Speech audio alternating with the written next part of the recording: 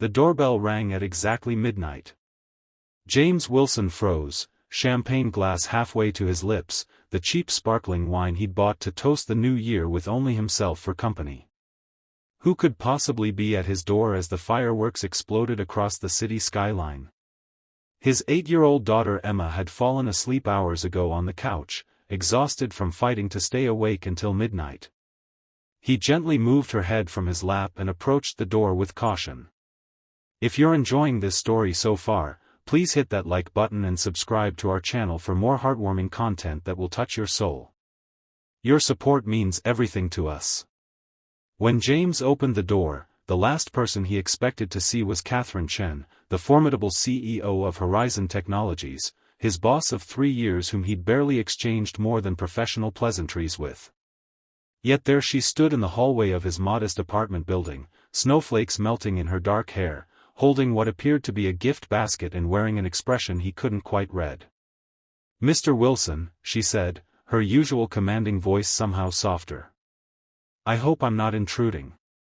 James stood speechless, acutely aware of his worn sweatpants and faded t-shirt. Behind Catherine, he could see her luxury car idling at the curb, her driver waiting patiently in the gently falling snow. "Miss Chen?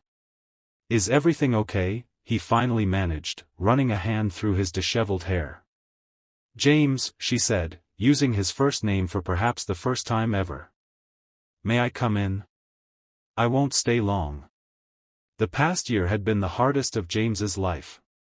After losing his wife Sarah to cancer 18 months ago, he'd been barely keeping it together for Emma's sake. His performance at work had suffered, he'd missed deadlines, fallen asleep during meetings, and nearly lost the job that was their only financial lifeline.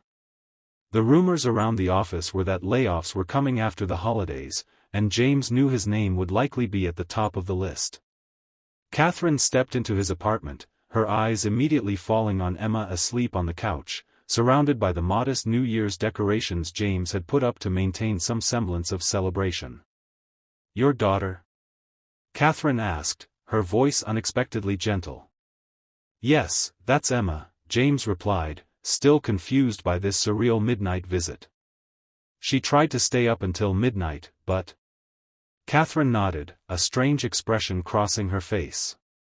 Children should be allowed to dream, even when life gets difficult. James felt exposed, vulnerable. Victoria Chen was known throughout the company as brilliant but ruthless, a woman who had climbed to the top of the tech industry through sheer determination and an uncompromising work ethic. What could she possibly want with him on New Year's Eve? "I've come to apologize," Catherine said abruptly, setting the gift basket on his kitchen counter. "And to make you an offer." "An apology?" James echoed, bewildered. Catherine took a deep breath. "I received your performance review from your department head last week. It was not favorable."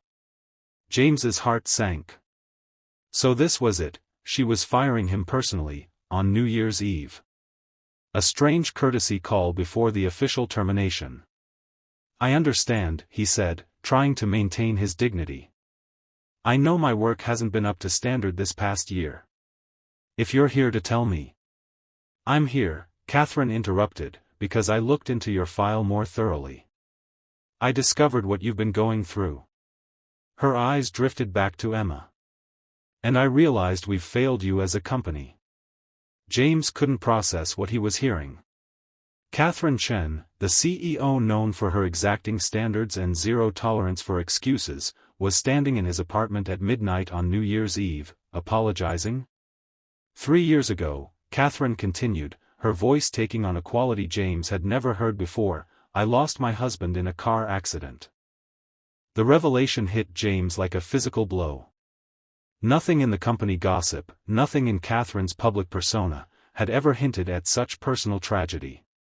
"I had no children to care for, but I understand grief," she said.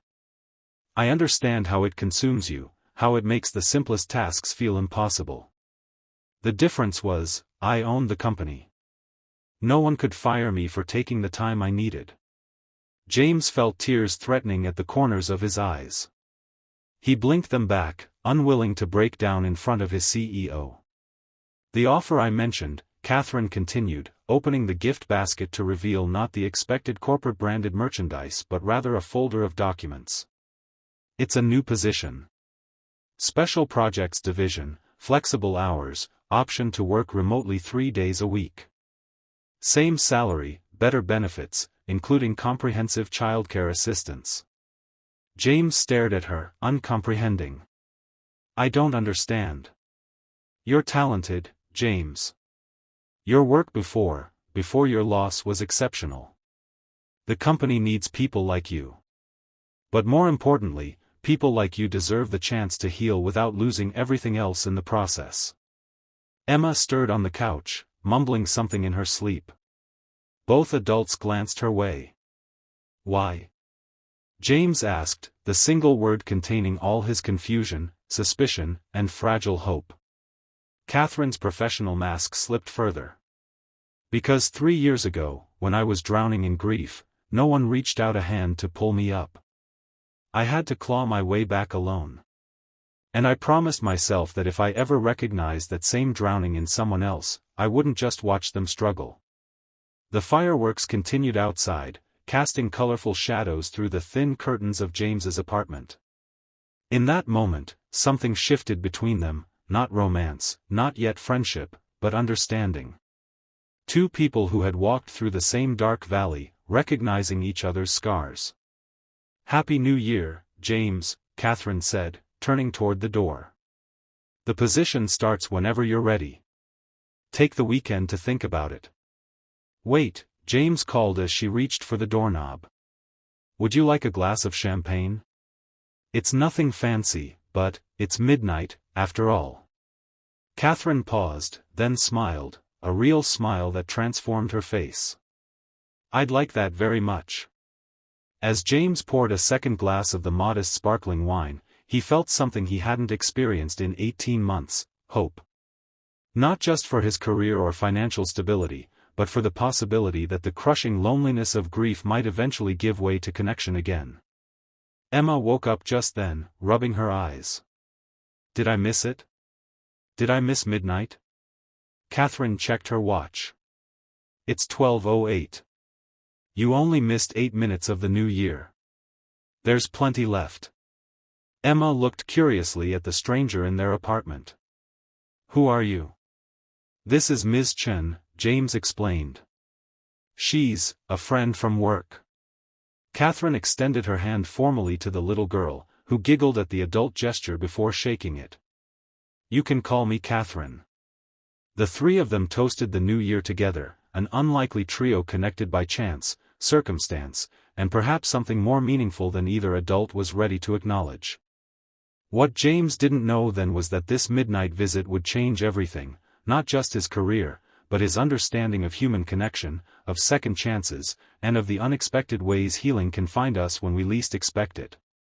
Over the following months, James thrived in his new position. The flexible schedule allowed him to be there for Emma's school events and doctor appointments without the crushing guilt of neglecting his work responsibilities. His creativity returned, leading to innovations that benefited the entire company. Catherine's initial professional interest in James's recovery evolved into genuine concern, then friendship. She began to join them occasionally for dinner, bringing books for Emma and engaging the bright child in conversations about science and technology that ignited the girl's imagination. By spring, rumors circulated through Horizon Technologies about the CEO's special interest in the widowed project manager. Some whispered about favoritism, others about romance. The truth was both simpler and more complex. Two people who had experienced profound loss were learning to trust again, to open themselves to possibility. Emma was the first to recognize what was happening. Dad, she said one evening after Catherine had left following their weekly dinner, I think Ms. Catherine likes you. Likes you. James had laughed, brushing off his daughter's observation. But later that night, alone with his thoughts, he admitted to himself that his feelings for Catherine had grown beyond gratitude or professional respect. Summer brought a company picnic where Catherine, normally reserved at corporate functions, spent most of the day with James and Emma, helping the little girl fly a kite and laughing more freely than anyone at Horizon had ever seen. A photograph from that day, Catherine and Emma with their kite, James looking at them both with undisguised affection, found its way to Catherine's desk, framed discreetly beside her computer. Their first official date happened in September, 9 months after that New Year's Eve visit.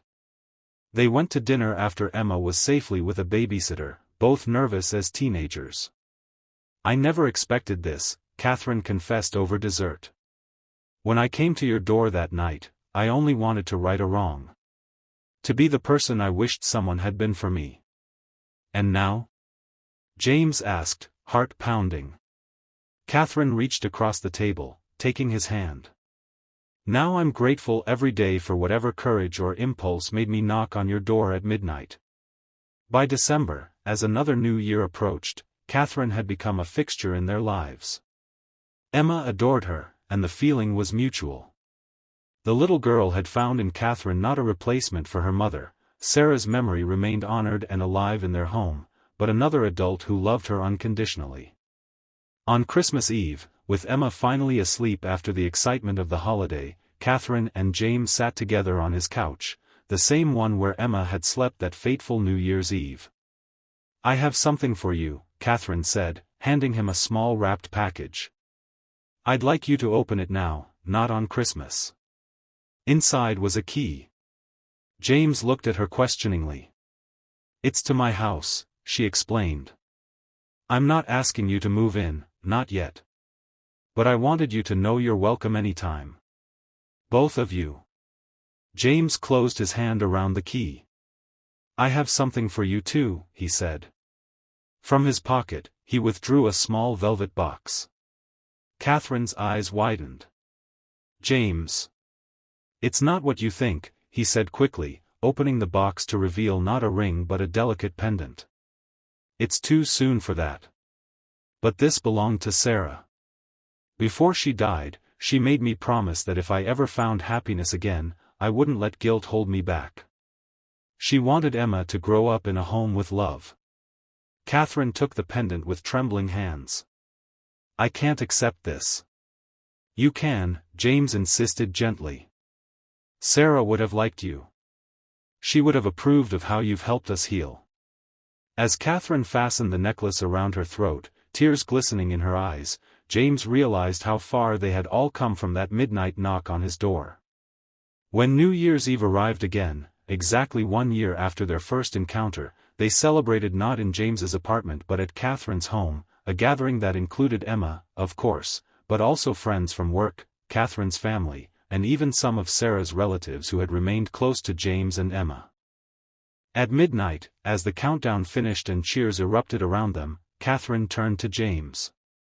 "A year ago tonight, I made the best impulsive decision of my life. Knocking on a subordinate's door at midnight?" James teased. "Most HR departments would have a field day with that." Catherine laughed. "Taking a chance on connection when it would have been easier to stay isolated. Opening myself to the possibility of pain because the alternative, missing out on you and Emma, would have been worse." As they kissed at midnight, Emma squeezed between them for a group hug. James reflected on the unpredictable nature of healing.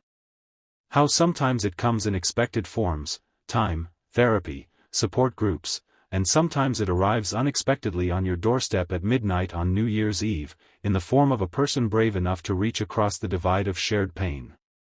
The single dad who thought he'd start the new year alone had found not just companionship but a new definition of family, one built not on replacing what was lost, but on honoring it while creating something new, something that contained echoes of the past but wasn't limited by it.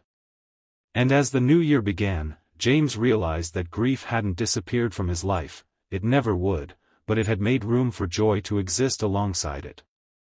The capacity for both was what made them human, what connected them to each other, and what would carry them forward into whatever the future held. If this story touched your heart, please don't forget to like this video and subscribe to our channel. Your support helps us continue sharing stories of hope, healing, and unexpected connections. Remember that sometimes the most beautiful beginnings can come from what feels like an ending. Thank you for watching, and we'll see you in the next video.